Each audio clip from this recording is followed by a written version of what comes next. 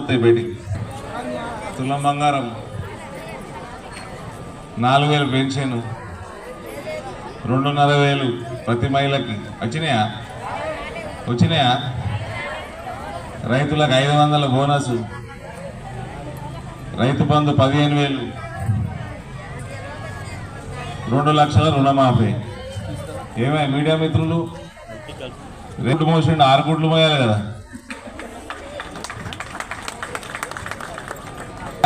రేవంత్ అంత దుర్మార్గుడు ఈ దేశంలో చెడగొట్టింది ఏదైనా పార్టీ. 1947లో స్వాతంత్రం రాగానే మహాత్మా గాంధీ కాంగ్రెస్ ని బంద్ చేయమన్నాడు. ఈ భ్రష్టు పేదవాళ్ళ చేతులకు పోతుంది కాంగ్రెస్ పార్టీ అని ఆనాడే తెలిసింది మహాత్మా గాంధీ. వీళ్ళు దేశాన్ని భ్రష్టు వస్తుస్తారని అప్పుడే అనుకున్నాడు ఆయన. కాంగ్రెస్ పార్టీ స్వాతంత్రం వచ్చింది బంద్ చేసేయారని చెప్పిండు. చెప్తే ఇగో వీళ్ళ చేతిలో పడ్డది. బ్రిటిష్ వాడు దోసిన దానికంటే ఎక్కువ దోసుకున్నాడు మనని ఈ కాంగ్రెస్ వాడు. మళ్ళా అబద్ధాలు. ఆ కేసీఆర్ మోసం చేసి ఆ కేసీఆర్ అన్న 13 సంవత్సరాలు తెలంగాణ కోసం కొట్లాడిండు. ఇచ్చిన రోజులు రైతు బంధు ఇచ్చిండు, కరెంట్ ఇచ్చిండు. ఇంకోటి ఏంది అదేంది పెన్షన్ 2,000 పెంచిండు.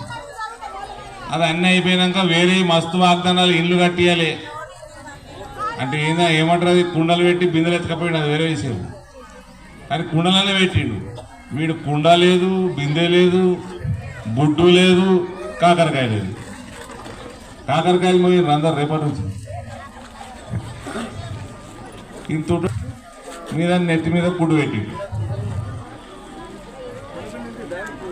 మీ సంగతి ఏందయ్యా?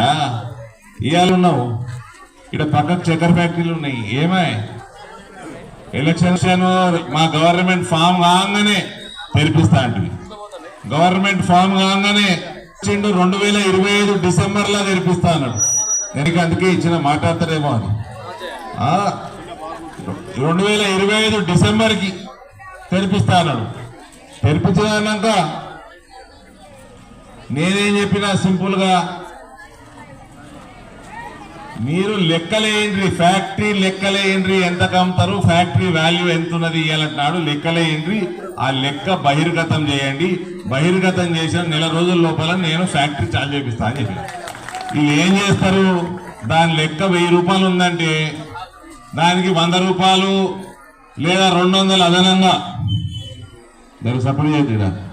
200 ఏంటి అవినీతి సొమ్ము. ఆ 200 వాడు ఇయ్యడమా? వ్యాపారం చేసుకునేటోడు వచ్చి ఎక్స్ట్రా పైసలు ఎందుకు ఇస్తాడు? ఇయ్యాడు. 100 కోట్లు అడుగుతుంది కవిత ఫ్యాక్టరీ ఓపెన్ చేయడానికి. 100 కోట్లు అడిషనల్ గా కావాలని. ఈ కాంగ్రెస్ వాడు అదే బ్యాచ్ మళ్ళా.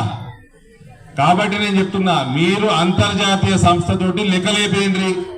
ఎంతకి దాన్ని బహిర్గతం చేసిన 1 రోజుల లోపల మేము తీపిచ్చి స్టార్ట్ చేపిస్తాం అని నేను చెప్పంగానే బండారం బయటపడ్డదని మళ్ళీ ఒకరోజు నిజామాబాద్కి వచ్చిండు 10 రోజుల కింద.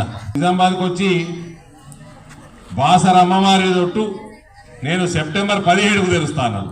మరి నీ కమిటీ నువ్వేసిన కమిటీ కదా, అలా నీ మంత్రులు ఉన్నాయి కదా, నీ మంత్రులు ఉన్నారు కదా, అలా వాళ్ళు డిసెంబర్ 2025 అన్నారు కదా. లేదు, బాసర అమ్మవారి తొట్టు సెప్టెంబర్ 10. అప్పుడు టీఆర్ఎస్ ఒకటి మంచి మాట మాట్లాడి, ఊరికే మన దేవుళ్ళ మీద ఒట్టేందుకు ఎత్తున్నావు, నీ పొరగాళ్ళ మీద ఒట్టేసి చెప్పారు.